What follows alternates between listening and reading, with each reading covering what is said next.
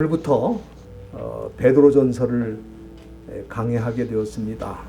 지난주까지 야고보서 강해를 다 마무리했습니다. 특별히 야고보서에 나타난 그 기독교 인생관에 대해서 깊이 묵상할 수 있는 기회를 가졌는데, 우리 예수 믿는 사람들의 인생을 어떻게 보는가? 그럴 때 하나님의 뜻을 행하는 사람으로 본다, 그렇게 말씀드렸습니다. 그래서 특별히 지난주에는 이 야고보서의 결론 말씀을 묵상하면서 하나님이 가장 기뻐하시는 일이 뭔가? 그것은 진리를 떠난 자, 말씀을 떠난 자, 아버지를 떠난 자를 다시 아버지에게로, 진리로 돌아오도록 하는 것이 가장 하나님이 기뻐하시는 일이다. 그래서 우리 남은 생에는 바로 그 일을 위해서 헌신하고 그 일을 위해서 우리가 존재하고 있다는 말씀을 드렸습니다. 우리가 이렇게 사람들을, 미혹을 당한 사람들, 사탄에게 속아서 진리를 떠난 사람들을 돌아오게 하면 두 가지.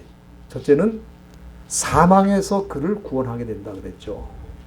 그 사망은 우리가 영과 육이 분리되는 모든 사람이 겪는 그 사망이 아니고, 사람이 한 번 죽는 건 다 정해져 있지만 그 후에 심판이 있다고 그랬는데, 그 심판의 결과 둘째 사망으로 들어가는 일이 있습니다. 이 둘째 사망이 뭐냐면은 지옥에 들어가는 거죠.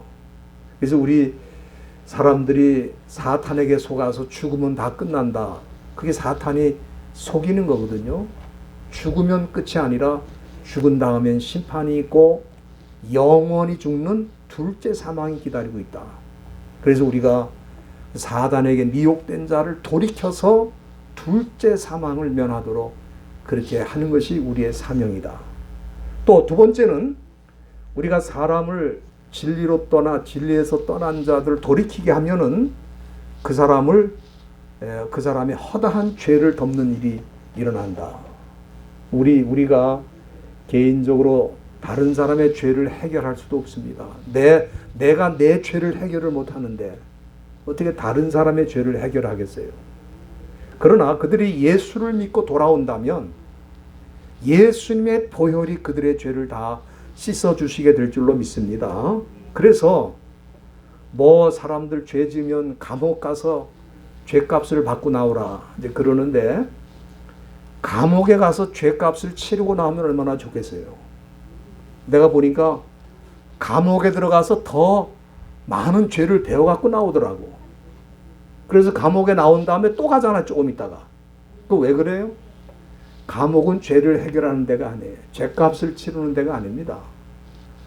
오직 우리 예수님의 보혈만이 그의 죄를 씻어 주시게 될 줄로 믿습니다. 그래서 우리가 그 일을 위해 존재하는 사람이다.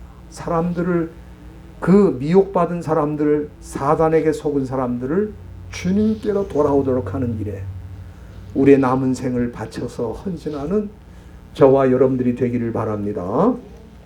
오늘 이 베드로전서를 시작하는데, 이 베드로전서는 베드로후서, 또 지난주에 끝난 야고보서, 요한 1, 2, 3서, 유다서까지 우리가 다 뭐라 그러냐면은 공동서신이라 그래요. 공동서신. 근데 이 공동서신은 뭐냐면은 특별히 그 편지를 받을 대상이 없다는 거예요. 우리가 예를 들어서 로마서 그러면 로마에 있는 교회 성도들이 받은 편지예요. 또 고린도 전서나 고린도 후서도 마찬가지입니다. 고린도에 있는 교회가 받은 편지죠. 에베소서도 마찬가지예요. 그러니 공동서신은 특별히 수신자가 없다. 그래서 공동서신이고, 또 general epistle, 일반 서신이라 그렇게 부르기도 합니다. 먼저 이 본문 1절 초두에 보면은 예수 그리스도의 사도 베드로라는 이런 표현이 나타나는데, 바로 그가 이 서신의 기록자이죠. 베드로는 자신을 소개할 때 예수 그리스도의 사도라 그렇게 자기를 소개하고 있습니다. 여러분들이 사도란 말은 많이 들어서 아시겠습니다만은 아포스톨로스, 그래서 우리 영어에 아파스를 그러는데 이 아파스이 바로 헬라 말의 아포스톨로스라고 하는 말에서 온 거죠. 이 아포스톨로스라는 말은 보내심을 받았다는 그런 뜻입니다. 그러니까 이 말씀 속에는 뭐가 들어가 있냐면은 사도 베드로가 자기가 사도가 된 것은 자신의 노력이나 자신의 열심의 결과가 아니라 그 말이에요. 마태복음 4장 19절에 보면은 베드로는 고기를 잡는 어부였는데 갈릴리 바다에서 고기를 잡고 있었는데 어느 날 예수님이 그를 찾아오셔서 나를 따라오너라 내가 너희를 사람을 낚는 어부가 되게 하리라 그렇게 말씀하셨어요. 그렇기 때문에 사도 베드로는 주님의 주권적인 부르심을 따라 사도가 된 사람입니다. 물론 그가 주님의 부르심을 받았을 때 사람 편에서 응답이 있어야 돼요.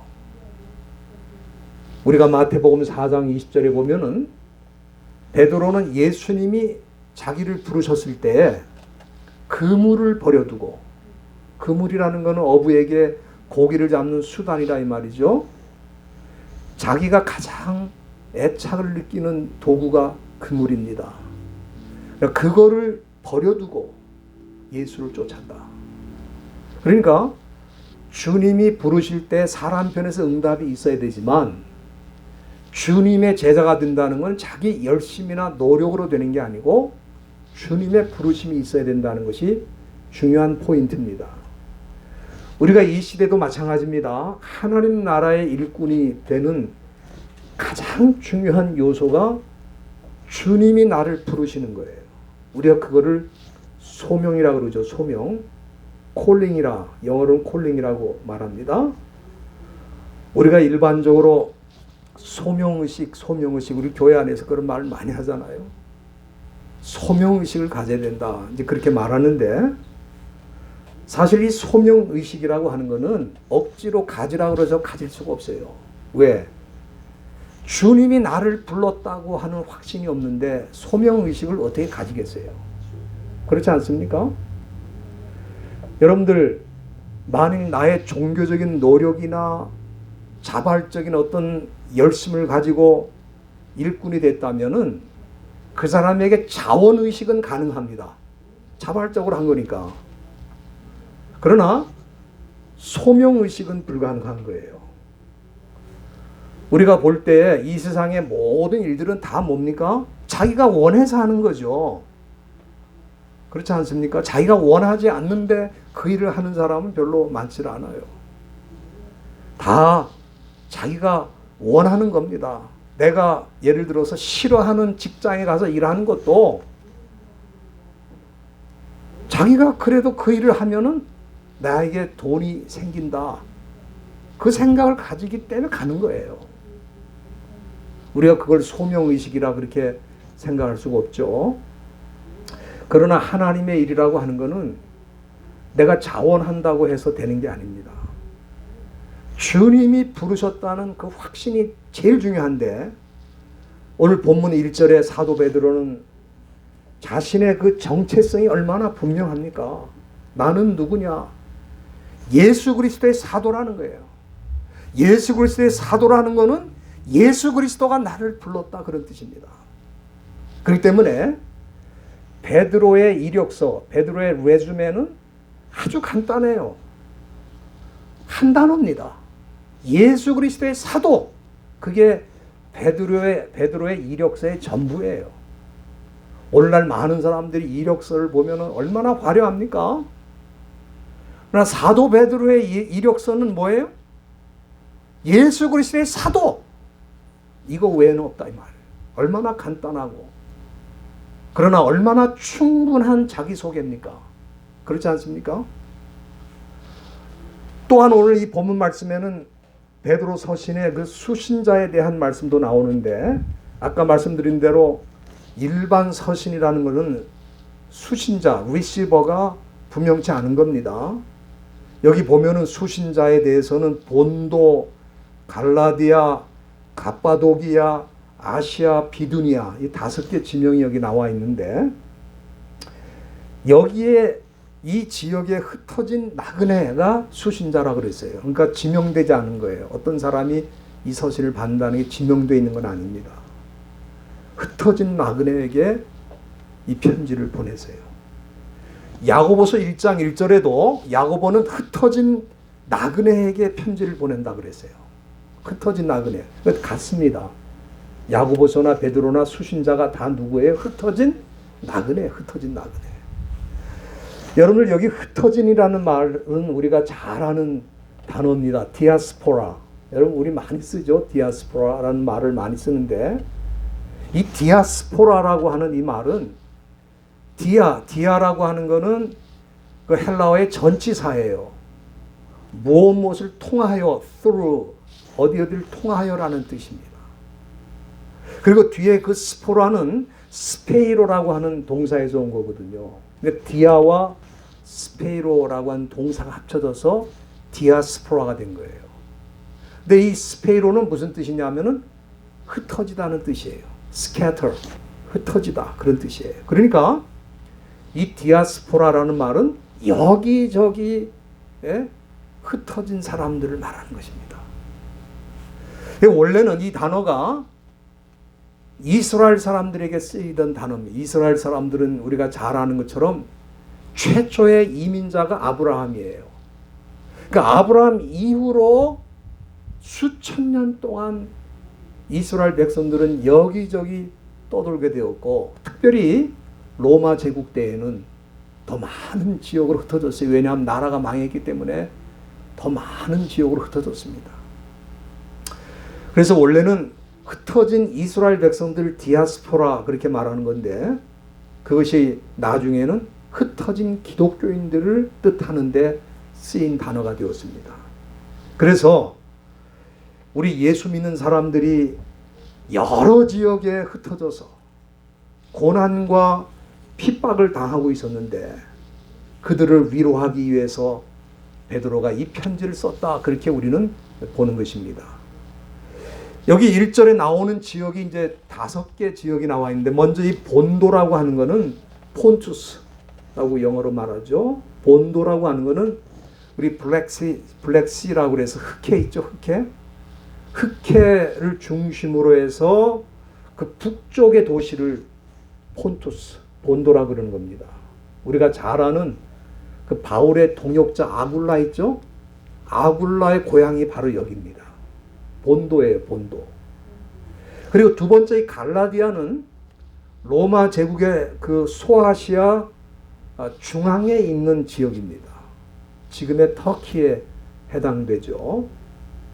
또 이 갑바도기아도 중앙아시아 동쪽 지역입니다. 지금의 터키 내륙 지방을 말하는 거죠. 그리고 아시아는 소아시아의 서쪽, 그러니까 이란, 이라크, 인도 이쪽 지역을 당시에 아시아라고 이렇게 생각을 한 것입니다. 그리고 이 비두니아는 소아시아의 북서부 지방입니다. 지금의 터키 북쪽 지방이 되겠죠. 그러니까 이 5개 지역을 열거한 것은 기독교가 시작된 지, 선교가 시작된 지 30년 만에 이렇게 방대한 지역에 크리스찬들이 퍼져 살게 되었다 하는 것을 의미하게 되는 것입니다. 베드로 사도는 이렇게 기독교인이 돼서 흩어진 나그네로 살고 있는 사람들에게 제일 먼저 이 본문에서 뭘 말하냐면은 그들의 정체성, 아이덴티티에 대해서 말합니다. 왜냐하면은 흩어진 나그네들은 자기의 정체성이 없을 수가 있어요. 그렇지 않겠습니까? 여기저기 흩어져서 살다 보면 이 나라 저 나라 또 다른 인종과 섞여서 살게 되면은 자기가 누군지 그 정체성이 흐려지는 겁니다. 그래서 오늘 본문에서 사도 베드로가 제일 먼저 다루는 문제가 아이덴티티, 이 정체성에 관한 문제를 다루고 있는데 우리는 누구인가? 저는 이 말씀을 통해서 우리의 정체성도 찾을 수 있다고 생각이 됩니다. 우리가 일생을 사는 동안 특별히 핍박이나 환난을 당할 때 나는 누구인가?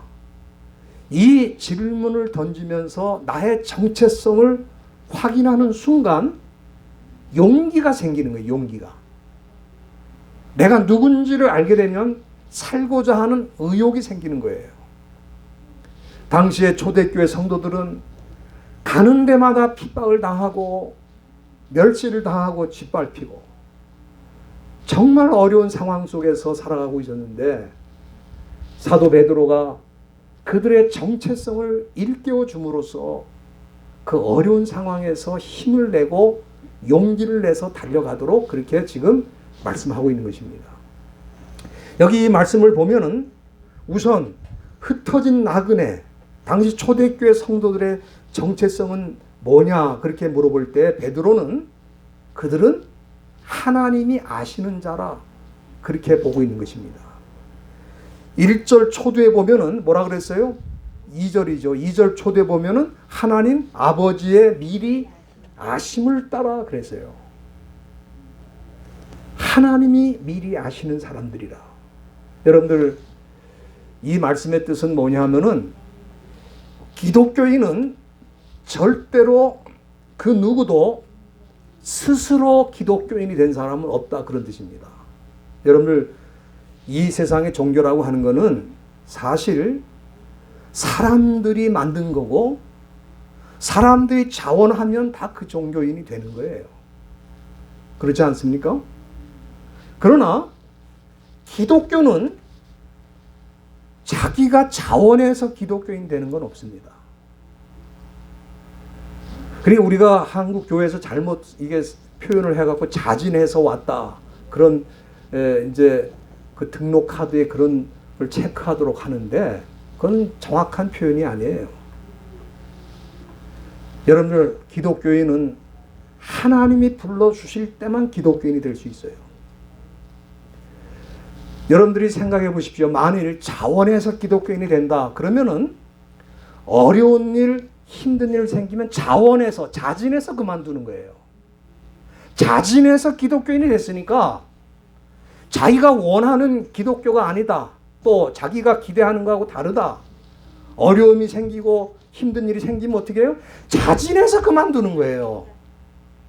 그러나 저와 여러분은 하나님이 부르셔서 하나님의 자녀가 됐기 때문에 하나님이 포기하지 않는 한 우리는 스스로 기독교인이 되지 않겠다. 그렇게 할 수가 없다. 그 말이에요. 그런데 우리 하나님이 언제부터 알고 계셨는가? 우리가 에베소서 1장 4절 한번 다 열어주시길 바랍니다. 거기 보면은 우리 하나님께서 뭐라고 말씀하셨냐 하면은 창세전에 그리스도 안에서 우리를 택했다 그랬어요. 그러니까 여기 이 말씀은 무슨 얘기입니까? 우리가 태어나기 전부터 알고 계신다는 게 아니고 만물이 지어지기도 전에 이 세상에 만물이 형성되기도 전에 우리를 알고 계셨다. 우리가 논리적으로 보면 이게 맞는 말인가 생각이 들 거예요. 왜냐하면 존재하지도 않는데 우리를 어떻게 알고 있느냐. 논리적으로 그렇게 물어볼 수 있죠. 그렇죠? 그런데 성경은 뭐라 그럽니까? 우리가 존재하기도 전에 우리를 알고 있었다는 거예요. 여러분 이거는 제가 뭐 믿으라고 해서 여러분들이 믿는 게 아니겠죠. 이건 믿어지는 겁니다. 저는 여러분들이 그게 믿어진다고 생각합니다. 예? 이건 억지로 내가 믿어보겠다고 그렇게 해서 믿는 게 아니고 창세전부터 하나님이 나를 아시고 나를 선택하셔서 하나님의 자녀가 되게 했다는 거가 믿어지는 사람이 하나님이 부르신 사람이라 그 말이에요. 이게 믿어지지 않는 사람은 하나님이 부르신 사람이 아니고 자원해서 기독교라는 종교인이 된 거예요. 그거하고 하나님이 날 부르신 거하고는 본질적으로 다른 거예요.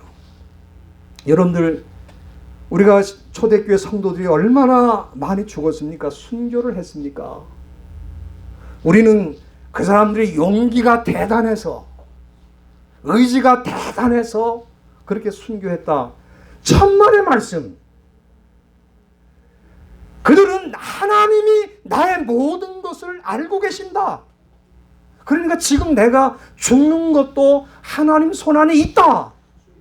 그 확신이 생겼으니까, 있으니까 죽음이라는 게 두려운 게 아니라 그 말이에요. 억지로 막 가서 순교하고 그러는 게 아닙니다. 오늘날 이 시대에 우리가 하나님의 자녀가 된 것도 마찬가지예요. 우리의 어떤 종교적인 노력의 결과물이라면은 그거는 어려운 사태가 오면 박살이 나는 겁니다. 지금 한국 교회가 박살이 나고 있어요. 왜? 코로나19를 못 견디는 거예요, 지금. 못 견뎌요. 못 견딥니다. 왜? 종교인이니까. 자기가 자진해서 기독교라는 종교를 택했기 때문에 그런 거예요. 그러나 오늘 사도 베드로는 뭐라고 말합니까? 하나님이 너희들을 미리 알고 계신다. 이게 너희의 정체성이다. 그러니까 우리가 하나님의 택하심을 입었다는 것은 우리의 노력이 아니기 때문에 우리의 구원을 하나님이 끝까지 책임지신다, 그런 뜻이에요. 그렇기 때문에 순교의 상황 속에서도 흔들리지 않는 거예요.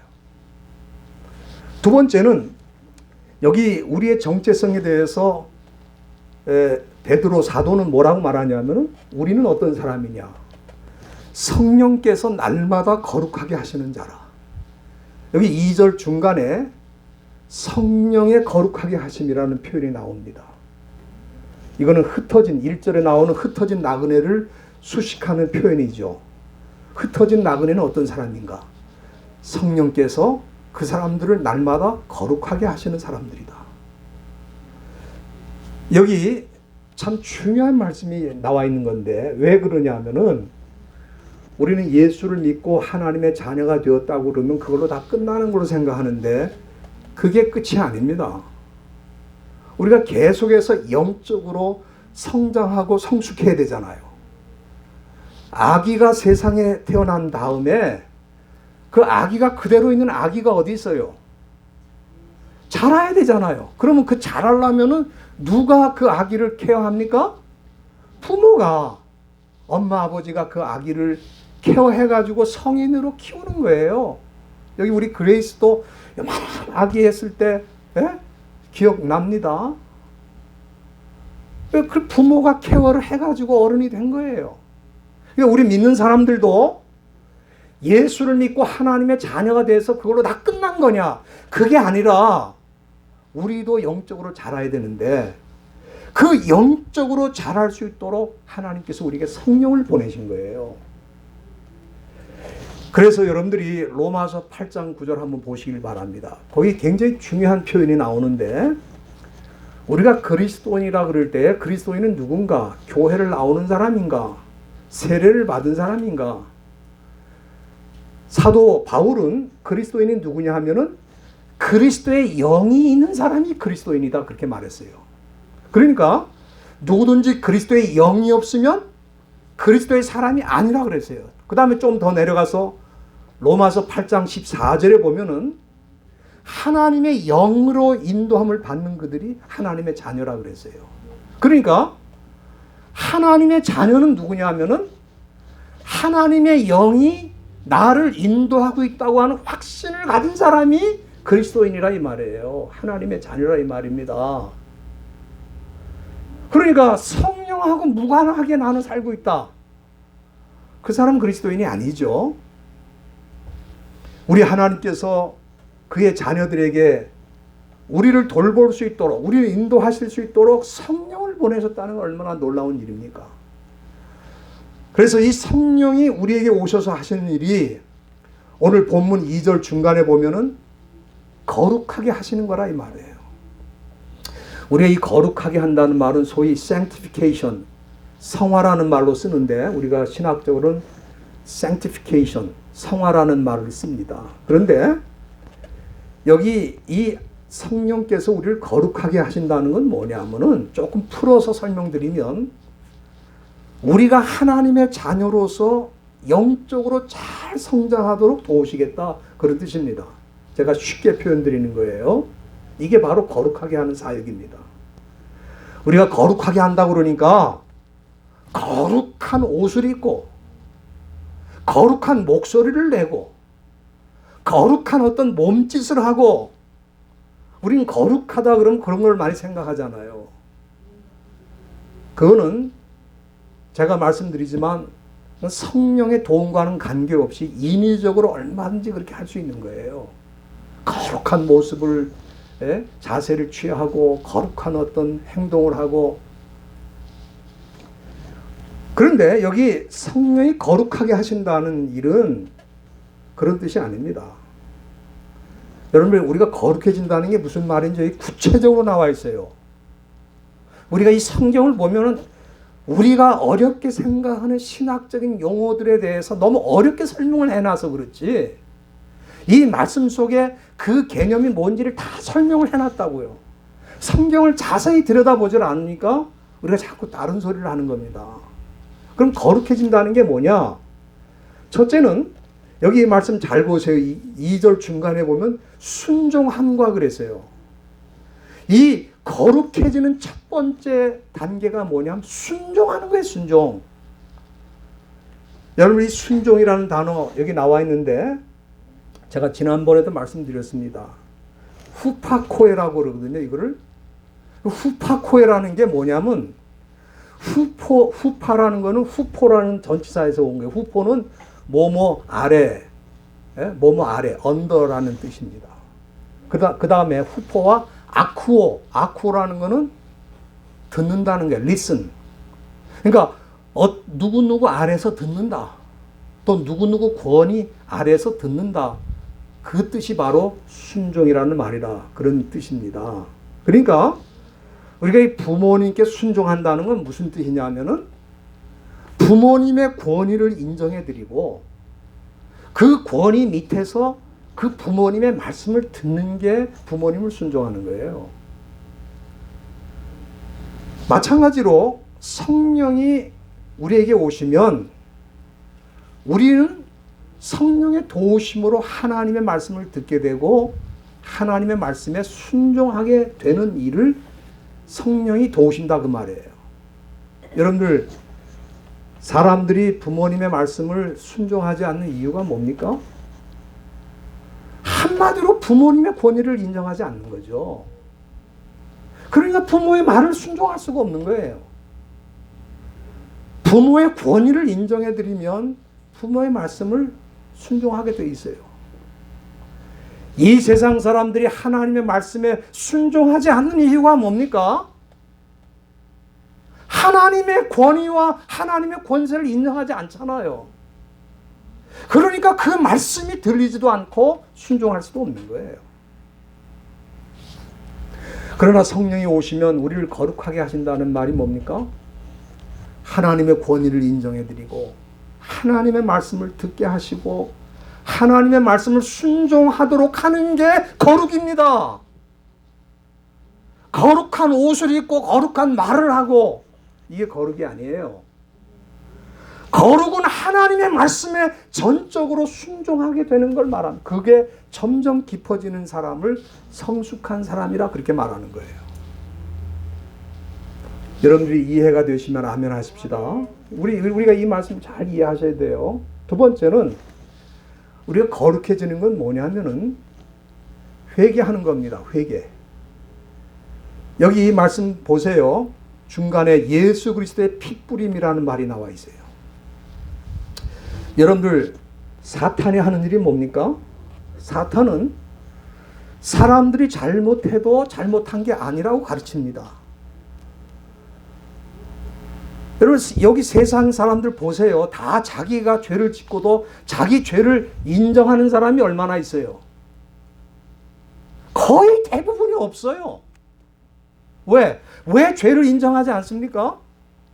그 이유는 사단이 설득시키는 거예요. 설득. 너는 죄를 지었지만 그건 죄가 아니야. 아니, 다른 사람 다 아는데 뭐 너라고 뭐 잘못한 거야? 그러니까 사람들이 회개를 안 하는 이유는 뭡니까? 사단에게 설득당한 거예요. 그러면 성령이 우리 안에 오셔서 하시는 일이 뭡니까? 성령은 우리가 죄를 지었을 때 죄를 안 지은 거라고 설득시키는 분이 아니고 성령은 우리 안에 오시면 근심을 하세요. 근심.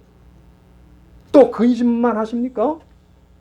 여러분들 요한복음 16장 8절에 보세요. 거기 보면은 보혜사 성령님이 오시면 죄에 대해서 책망하신다고 그랬어요. 그러니까 내 안에 계신 성령님이 어떻게 합니까? 근심하시고 책망하시기 때문에 내가 죄인이 아니라고 말할 수가 없는 거예요.